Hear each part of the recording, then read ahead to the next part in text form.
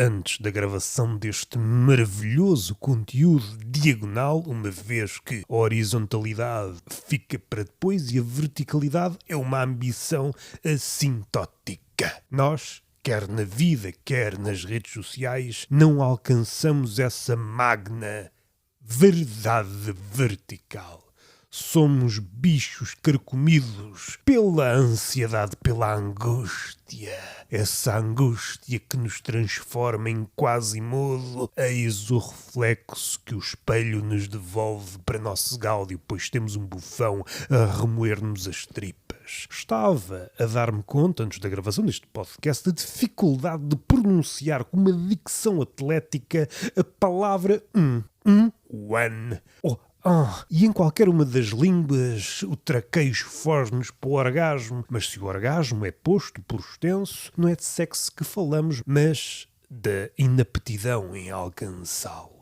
É difícil chegar às palavras, é difícil chegar à carne, e entre uma coisa e outra pintamos cavernas desde a idade da pedra até hoje. Estou em crer, e não estou a fazer a cama para o humor, que a cultura, no seu pináculo, é uma espécie de ruminação daquilo que ficou depois da fome. Saímos da nossa tribo em busca da carne, essa portentosa carninha, codorniz, carnunfa, mamute, essa carne que pode ser esquiva ou inabordável, a qual tombaremos graças aos nossos camaradas. Um ao outro ficará nessa refrega, mas regressaremos à tribo com essa carne. E para que não nos esqueçamos desse dia, dessa festança, dessa pitança, povoaremos as paredes da gruta, não sei se de Platão, com essa caçada.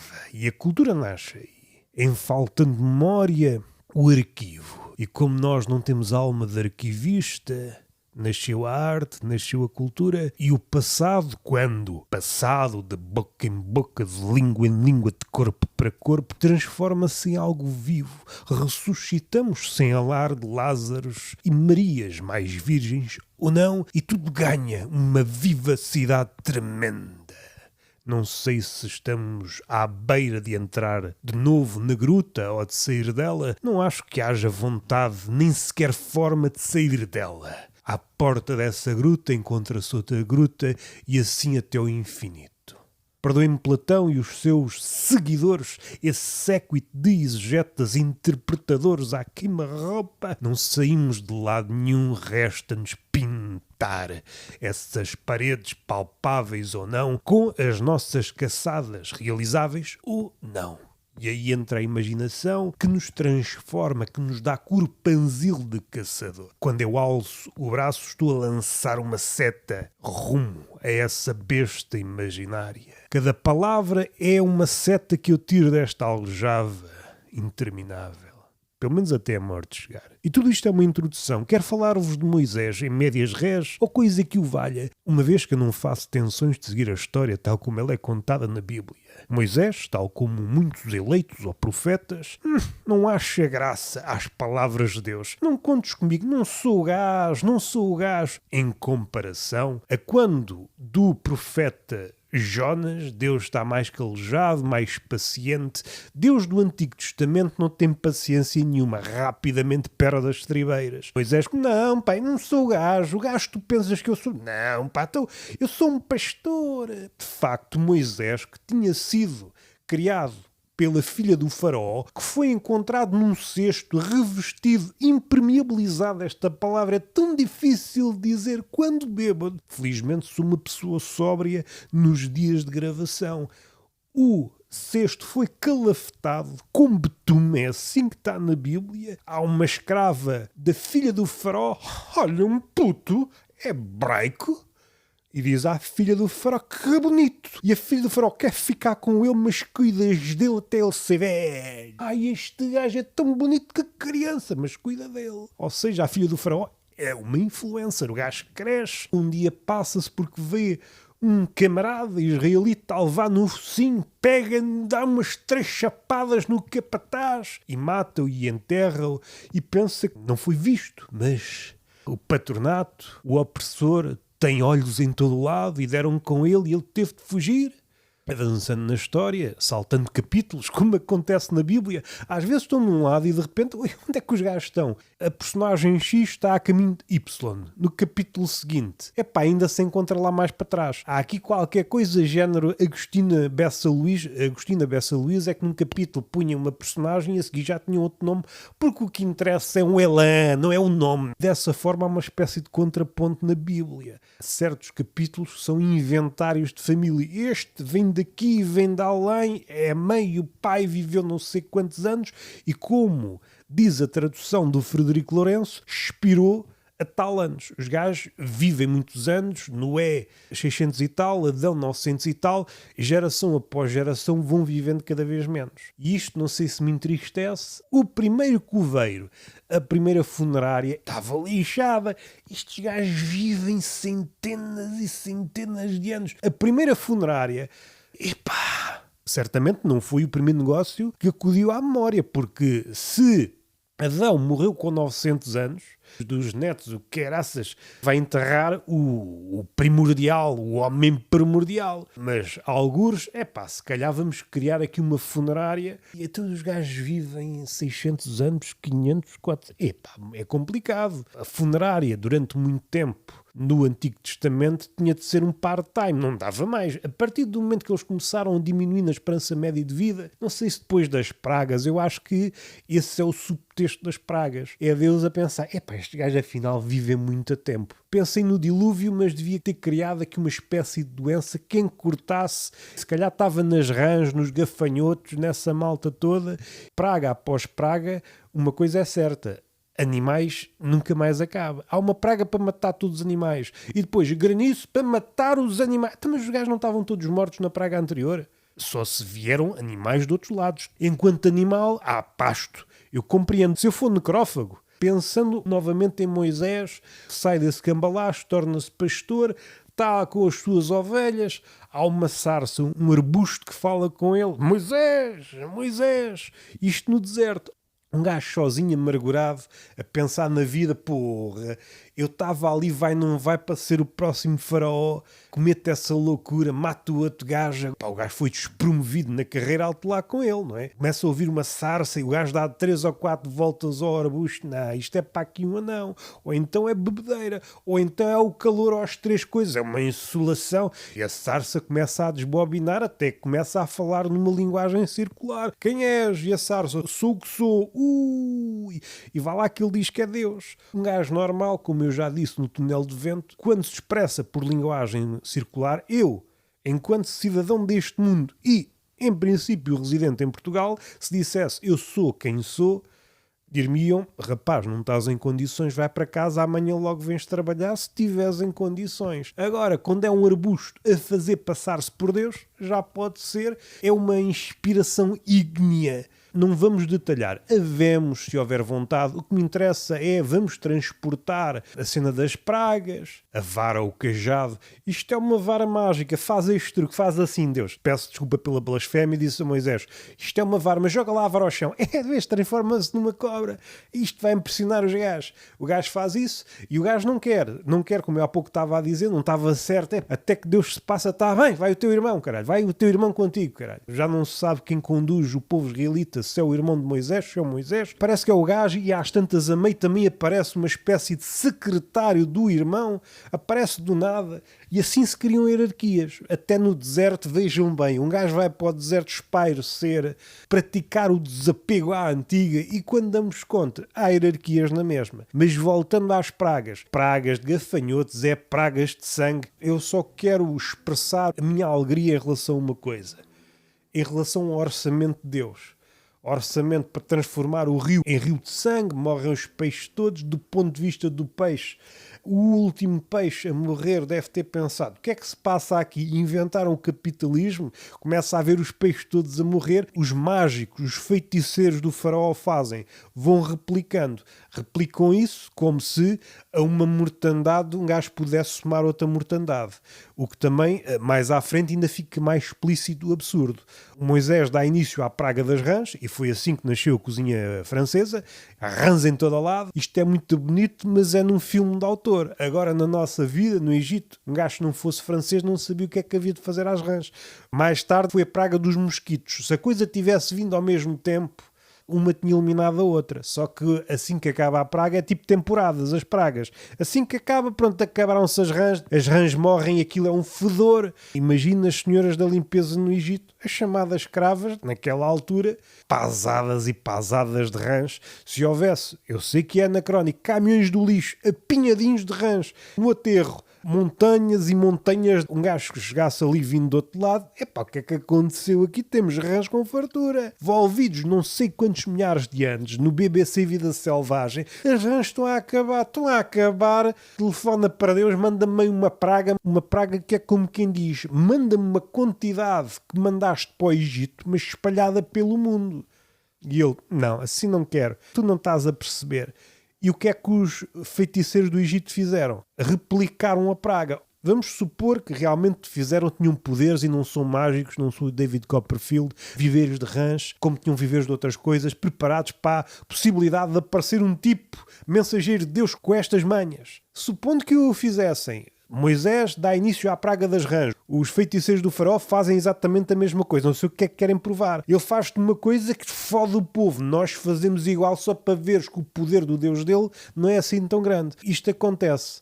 Envolvidos uns minutos, um gajo ainda consegue diferenciar as rãs de Moisés e as rãs dos feiticeiros do Egito. O que é que está a fazer um inventário? A praga até era controlável. Peço perdão pelo mamarracho linguístico, mas depois estes gajos quiseram mostrar-se à altura, a partir daí é que a coisa se descontrolou. Começaram a copular as rãs de Moisés e as rãs dos feiticeiros do Egito. Ninguém mais deu conta disto. Não sei o que é que eles querem provar. E isto assim sucessivamente até que os feiticeiros... se calhar não conseguimos fazer isto. Tantas pragas, até que o faraó, e a última é do primogénito, e ficou um regime de caçulas. Naquele Egito só havia caçulas. Na Bíblia há duas coisas que eu não recomendo. É ser mulher e o irmão mais velho. Acontecia sempre merda. Merda. O irmão mais velho, em princípio, era morto de uma forma ou de outra. A mulher, era tida nos pertences. Sai daqui com os teus pertences, isto é, objetos, gado e mulher. Não sei se é economia da linguagem, coisa que eu aprecio, ou machismo, coisa que eu condeno se eu tiver a ser gravado. Fora da gravação também condeno, mas não tem tanto peso e não pode ser tão partilhável. Avançando, os primogénitos morrem todos, põe sangue nas ombreiras da porta aí. E Deus, segundo algumas versões, outras é o anjo, isto também me magoa, já com Sodoma e Gomorra foi a mesma merda. Deste bate-boca entre Abraão, eu não sei se na altura era Abraão ou Abrão, houve esta mudança, mas isto é um à parte, voltando de novo para Moisés, faraó, vai-te lá embora, oh caraças. Aquilo houve ainda ali uns desaguisados, vai tu, tá, não, mas eu quero ir com os pertences, está bem, vai com os pertences, mas as mulheres ficam, não, está bem, vai as mulheres, mas as ovelhas, não, eu só vou se forem os meus pertences, objetos, mulheres, vacas, tudo, vai tudo. Contradição muito bem apontada pelo Frederico Lourenço, que escravos são estes que têm gado que nunca mais acaba e tiveram a forma de dialogar com os seus antigos capatazes e foram buscar ouro e prata. E depois puseram-se nas putas, que é como quem diz, no deserto. Mas antes de incidir no deserto, uma frase que é, e partiram sem provisões. O Moisés... dá para ver que não é assim muito esperto. Daí ter pedido a ajuda ao irmão e o gajo não queria de maneira nenhuma, até que Deus se passa das estribeiras. Está bem, vai o teu irmão. É uma das poucas vezes em que Deus mostra a fragilidade da suposta omnipotência ou da omnisciência. Se calhar enganei-me. Estava a pensar que eras um gajo e afinal um gajo engana-se, Deus. Elohim ou Javé. Um gajo engana-se. Às vezes pensamos que aquele é o gajo, aquela é a gaja, e vai saber, trocamos 3 ou 4 palavras por mensagem e 3 ou 4 emojis. Não é, um gajo engana-se, Deus. Não ponhas esse peso em cima dos teus ombros, enquanto velho barbudo deve estar todo carcomido da cabeça e do corpo, apesar de seres eterno. Tu estavas todo torcido antes do Big Bang, quando isto era um ponto, não havia tempo e estavas enroscado no diabo. Estou todo torcido. E foi por isso que criaste o universo. Estavas farto de estar comprimido juntinho ao teu preferido, Lúcifer, e depois caiu, porque ele teve espaço para cair. Antes não havia espaço, logo não podia cair. Em cima era a mesma coisa que estava em baixo e tudo ao mesmo tempo, porque não havia tempo.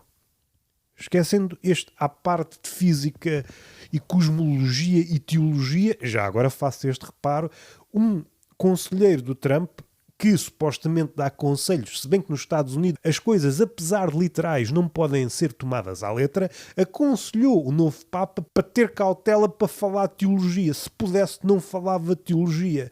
Podemos não gostar, que é como quem diz o Trump pode não gostar. Assim como o Trump deve ter cautela para falar de política. Tudo isto é um tratado, merece que desbobinemos os nossos melhores cérebros em torno desta frase. O entendido máximo, o representante de Deus na Terra, o Papa, à falta de mais profetas e Jesus e Cristos e por aí vai, e crucificados de alto coturno, é o gajo que, em princípio, sabe mais das coisas de Deus, ainda que continue inescrutável. O gajo é denso. Há sempre um biombo atrás do outro biombo. O gajo não sai dessa matriosca de cavernas. Um gajo não lhe consegue ver a cara. Mesmo quando há uma aparição, não é a sua verdadeira forma. É como acontece com os deuses gregos. Se aparece na sua verdadeira forma, um gajo extinguir-se-ia. Tal como acontece com Sémele, a mãe de Dionísio. Foi assim que ela morreu. Eu quero ver-te, eu quero ver-te. Foi, salvo era, enganar a gaja. Quero ver-te como tu és. O mortal não aguenta ver Deus tal como ele é. É patente nos gregos como neste grande Deus acima de todos os deuses. Mas assim, também não é o único. O gajo está sempre, amas-me a mim acima de todos. Então, estás com dúvidas? Então não és o único. E isso ia ligar-nos com Zaratustra. Íamos para Zaratustra agora, para Nietzsche. Voltando para Moisés. Lá sai do Egito.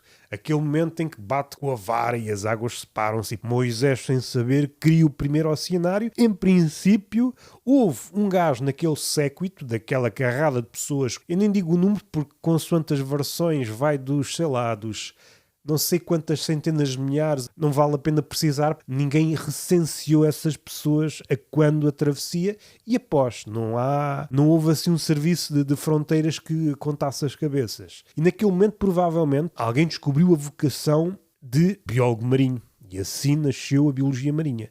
E os gajos chegaram ao deserto e o que é que acontece no deserto? Em princípio não há assim grande coisa. Caso contrário, se houvesse fartura, o deserto até se mamava bem.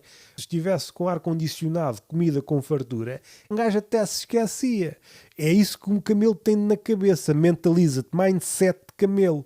Isto faz conta que é um oásis. É por isso que os gajos estão muito bem. Mas Moisés sabia de antemão que a travessia estava há dias de acontecer. Dias, semanas. Aquilo ia acontecer. Deus, acima de todos os deuses, não o engana. O gajo, se fosse esperto, tinha avisado as pessoas. Epá, vão juntando aí um farnel que um gajo vai se pôr no deserto e no deserto, em princípio, não há comida. Para depois, mais tarde, não se queixarem.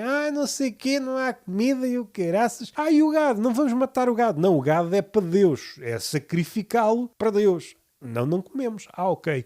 E isso motivou mais à frente. Moisés, um gajo se calhar era melhor escravo, estava melhor lá, pá. E Moisés, foda-se, estes gajos também se queixam de tudo, agora queixam-se que não comem no deserto, queixa-se a Deus. Estes gajos, eu vou inventar aí uma coisa que é mesmo uma coisa. Maná em hebraico quer dizer mais ou menos coisa, thing, esse mambo, esse trecho, essa vibe. Maná é vibe comestível.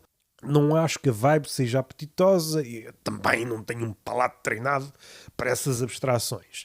Pessoal que andou a comer coisa durante 40 anos, alegadamente como diz na Bíblia. Um gajo que nem é das pessoas mais ricas, às vezes faz um comer que gosta ao almoço. Olha para o frigorífico ao jantar e, em princípio, não há uma fada que transforma aquilo noutro manjar e até desdenha. Vou comer frango assado. Não repito. Imaginem estes tipos de 40 anos não a comer frango assado. Eu assim, se calhar, até ia para o deserto. Era o único prato que me fariam repetir vezes sem conta. Agora, comer coisa... vibe durante 40 anos e com caraças. E ninguém se queixou. Eles queixaram-se do quê? Moisés, um gajo tem sede, pá. Isto aqui, o deserto é quente e um gajo está embaçado. Isto para aí, sei lá, envolvidos 10 anos. E o Moisés armado em patrão em Portugal. Foda-se, vocês queixam-se tudo, pá. Queixam-se. Começa-se a queixar a Deus. Moisés não consegue digerir nada. Não consegue ponderar nada consigo próprio. Não, tem de falar logo com o seu amigo. Deus, olha lá este gajo. Agora dizem-me que tem sede. Nunca tão contentes com nada. É um copinho de água, Moisés. Digo eu, se estivesse lá, um copinho de água. É mesmo o patrão português. Um gajo pede um copinho de água, pronto. Epá, vocês...